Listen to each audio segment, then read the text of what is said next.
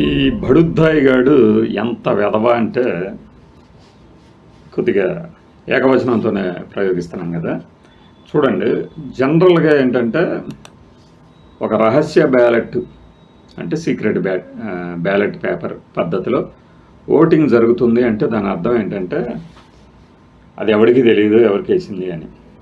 అయినా కూడా అసలు ముందు 15 ఓట్లు చెల్లకుండా పోయినాయి. అది ప్రకటించారు, సిపి మోదీ గారు ప్రకటించారు, ప్రిసైడింగ్ ఆఫీసర్ ప్రకటించిన తర్వాత ఆ 15 ఓట్లు ఎవరు వేసి ఉండొచ్చు, దీన్ని కనిపెట్టడానికి ఒక పద్ధతి ఉంటుంది. ఎన్డీఏ వాళ్ళకి కానీ ఇండియా బ్లాక్ వాళ్ళకి కానీ ఒక పద్ధతి ఏర్పాటు చేసుకుంటారు, ఎవరు ఎట్లా వేయాలి ఓటింగ్ అనేది. మనకి ఇప్పుడు ఎమ్మెల్సీ ఎన్నికల్లో వంచమర్తి అనురాధ గెలిచినప్పుడు వైఎస్ఆర్సీపీకి ఒక పద్ధతి ఉంది, ఒక మోడస్ ఆపరాండి. దాని ప్రకారం ఎవరు క్రాస్ ఓటింగ్ వేశారు అనేది ఈజీగా తెలిసిపోయింది కూడా.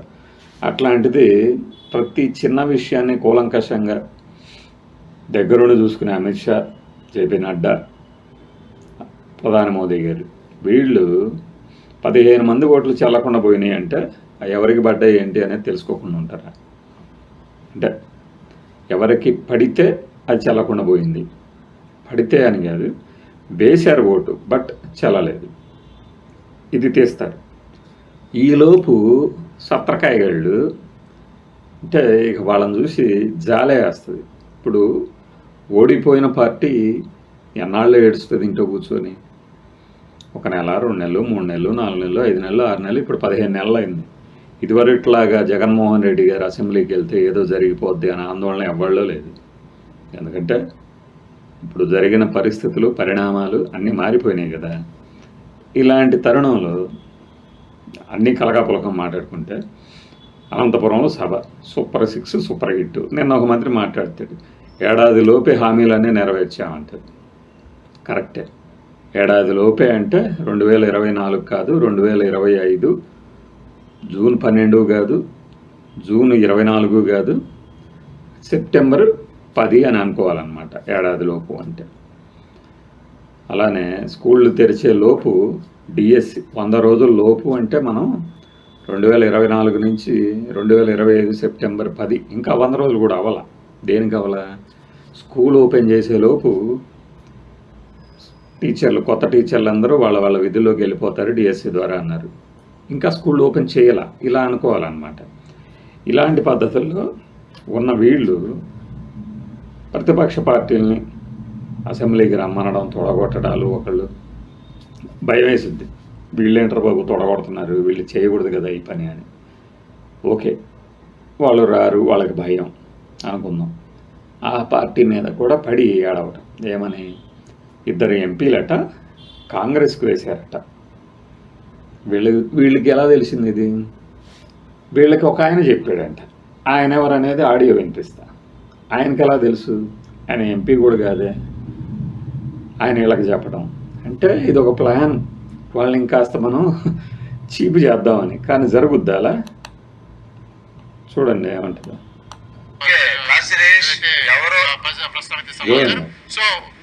ఎవరు ఇద్దరు ఎవరయ్యేటువంటి అవకాశం ఉంది. ఇప్పుడు అక్కడ చూస్తే వైవి సుబ్బారెడ్డి గారు ఉన్నారు. జనరల్ పాప ఆయనే మాకు ఇచ్చాడు, ఆయన నేను చెప్పాడు కాబట్టి ఆయన త్వరపడి అట్లా చేయకపోయి ఉండవచ్చు. ఇక్కడ ఆప్షన్ 2 ఉన్నటువంటి వాళ్ళల్లో గొల్లబాబురావు గారు, ఆయన వాళ్ళే చెప్తే లైన్ ప్రకారం వీళ్ళు ఉండొచ్చు.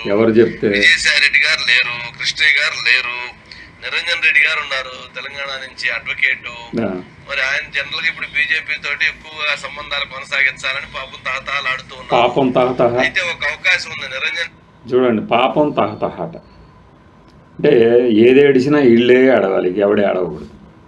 రెడ్డి గారు అడ్వకేట్ కాబట్టి, సుదర్శన్ రెడ్డి గారు జడ్జి గారు కాబట్టి, ఆ నేపథ్యంలో వాళ్ళ మధ్య ఉన్నటువంటి బాండింగ్ తోటి ఇప్పుడు మనకి బాండింగ్ ఉందా, బ్యాండేడ్ ఉందా, ఇవి కాదు, గెలిచే క్యాండిడేట్కి వేద్దాం అనుకుంటారు. పైగా ఈ సీక్రెట్ బ్యాలెట్లో ఎలా తెలుస్తుంది ఎవడెవడికి వేసింది? మినిమం సెన్స్ ఉండాలి కదా. నిరంజన్ రెడ్డి గారు ఏమైనా వేసి ఉండవచ్చేమో అనేటువంటి అనుమానం కలుగుతా ఉంది. ఎవడికి కలుగుతుంది? ఇక మేడ రఘునాథ్ రెడ్డి, ఈయన పర్సనల్ గా ఖర్గే గారిని కలిసి బొకే ఇచ్చి స్వీట్ తిని వచ్చాడు. పాప అసలు చూడండి. ఆయన ఏమన్నా ఇప్పుడు నాకేం సంబంధం లేదని చెప్పి ఆ రోజు అన్నారు. కాకపోతే ఆయనకు కూడా అవకాశం ఉందట. మనం వాడే పదాలు ఎంత గొప్పగా ఉంటాయి చూడండి. పరిస్థితి ఉంది. ఆయన అయితే ఊరికి వెళ్ళడు. ఊరికి వెళ్ళడట. ఆయనంతటా ఆయనకి ఏదో నువ్వు చెబుతానో నేను చెబుతానో పోయి కలిసి వద్దామని చెప్పి పోయి ఖర్గే గాని గెలవరు. అది పర్సనల్ గా జగన్మోహన్ రెడ్డి గారో లేకపోతే పైనుంచి చెప్తేనే పోయి కలిసి వచ్చి ఉంటారు. చూడండి, ఖర్గే గారిని పలానా వ్యక్తి పర్సనల్గా నువ్వు వెళ్ళి కలువు అంటే కలవడంట. జగన్మోహన్ రెడ్డో ఇంకా పైనుంచి ఎవరో అంట. జగన్మోహన్ రెడ్డి గారు చెప్పడం ఏంటి, ఇంకా పైన ఉండేది ఏంటి అంటే జగన్మోహన్ రెడ్డి గారి పార్టీలో జగన్మోహన్ రెడ్డి గారి కన్నా కూడా ఇంకా పైన ఎవరో ఉన్నారు.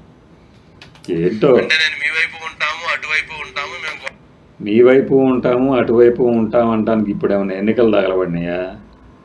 అమ్మ జగను అని కనుగొట్టడానికి ఏదో మన బాధాకృష్ణ భాషలో మీద లాగా ఉంటాము అని చెప్పి ఏమన్నా అట్లాంటి ఏమైనా చర్చ జరిగిందేమో. ఇప్పుడు వీడు ఒక వ్యక్తిని అడిగాడు ఏం జరిగింది అక్కడ అని.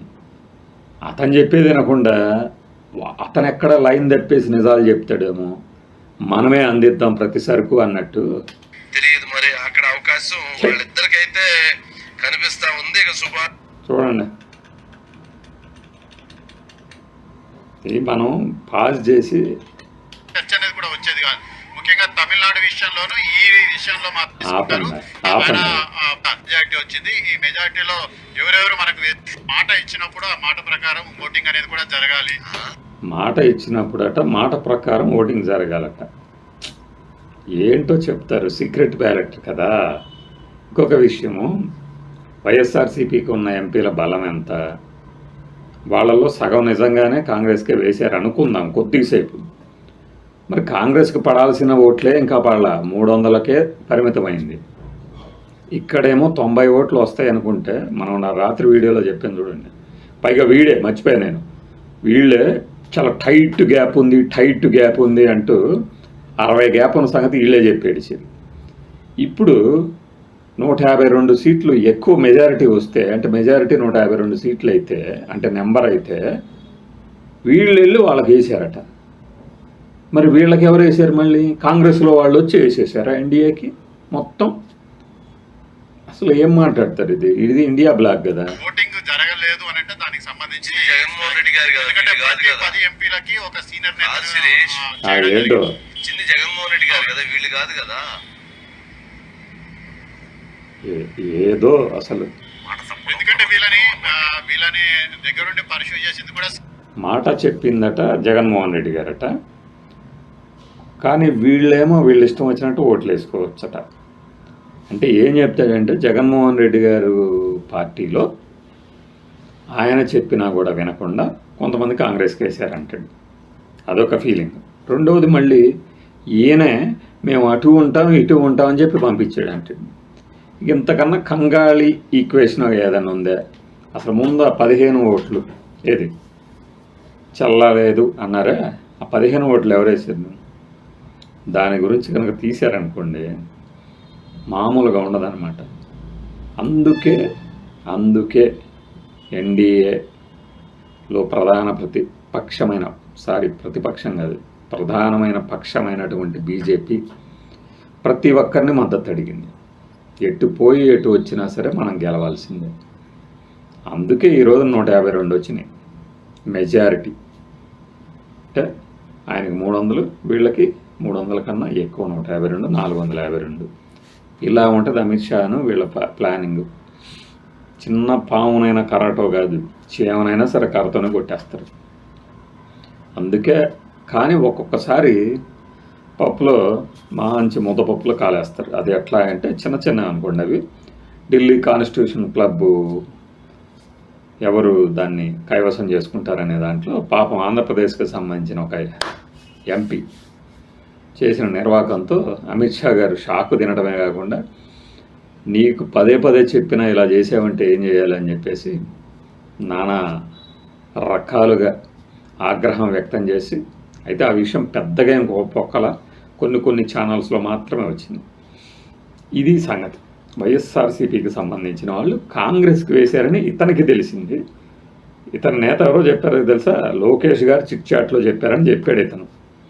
లోకేష్ గారికి ఎలా తెలుస్తుంది అంటే ఇది ఒక ప్రాపగాండా. బై.